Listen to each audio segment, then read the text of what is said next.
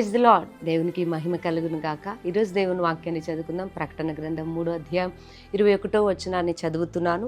జయించు వానిని నాతో కూడా సింహాసనమందు కూర్చుండనిచ్చెదను. హల్లెలూయా. ప్రభువు చెప్తున్నాడు, ఎవరైతే జయిస్తారో వారు దేవుని సింహాసనము యందు ఆయనతో పాటు కూర్చుంటారని ప్రభు వాగ్దానం చేస్తున్నాడు. మీలో అనేకులు నేను జయించలేను, నా వల్ల కాదు, నేను పడిపోతానేమో, జారిపోతానేమో అని దిగులు పడుతూ దేవుని వాక్యాన్ని వింటున్నారా? లోకాన్ని, పాపాన్ని, శత్రువుని, వ్యాధిని జయించడానికి నాకు శక్తి చాలదు, నా వల్ల కాదు, నేను జయం పొందుకోలేదు అనుకొని నువ్వు బాధపడుతున్నావా? నీ స్టడీస్ విషయంలో కానీ, ఉద్యోగ విషయం, ప్రతి విషయంలో నువ్వు జయాన్ని పొందాలి, జయించాలి, నువ్వు నిలబడాలి అని ప్రభు మాట్లాడుతున్నాడు.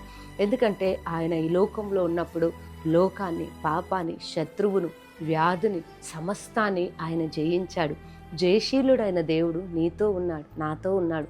అందుకే ఆయన అంటున్నాడు, మీకంటే ముందుగా నేను లోకాన్ని జయించాను కనుక మీరు కూడా ప్రతిదాని, శోధనని, శ్రమని, వ్యాధిని, ప్రతిదాన్ని మీరు జయించినప్పుడు ఇదిగో నాతో పాటు సింహాసనమందు కూర్చునే అవకాశము మీరు పొందుకుంటారు అని ప్రభు మాట్లాడుతున్నాడు. ఎవరికి ఇస్తాడంటే జయించేవానికి. కాబట్టి పిరికి వాళ్ళకో, బలహీనులకో, ఇదిగో జయించలేకుండా ఉండే వాళ్ళకి కాదండి, జయించే వారికే ఆయన సింహాసనం ముందు కూర్చునే అవకాశం దేవుడిస్తాడు. కాబట్టి ఈరోజు నువ్వు జయించాలి అని ప్రభువు చెప్తున్నాడు. కాబట్టి దేవుని వలన ధైర్యము తెచ్చుకొని ప్రతిదాన్ని దేవుని ద్వారా నువ్వు జయింతువుగాక.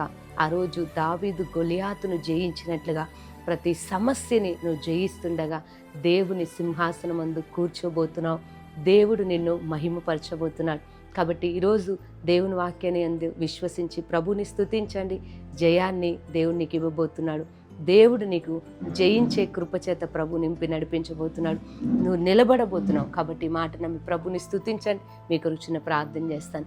సర్వశక్తి గల దేవా స్తోత్రం. నీ బిడ్డలు ఈరోజు అడుగుతుండగా మేము బలహీనులం, అయినా మీరు బలమునివ్వండి అయ్యా, మేము జయిస్తాము అని ఒక తీర్మానం చేసుకొని నిలబడుతుండగా నీ వల్ల వారు జయము పొందుకుందురుగాక. వారి జీవితాల్లో, వారి కుటుంబాల్లో గొప్ప కార్యాన్ని జరిగించమని యేసు నామంలో ప్రార్థిస్తున్నాను తండ్రి. ఆమెన్. ప్రభు మిమ్మల్ని దీవించునుగాక.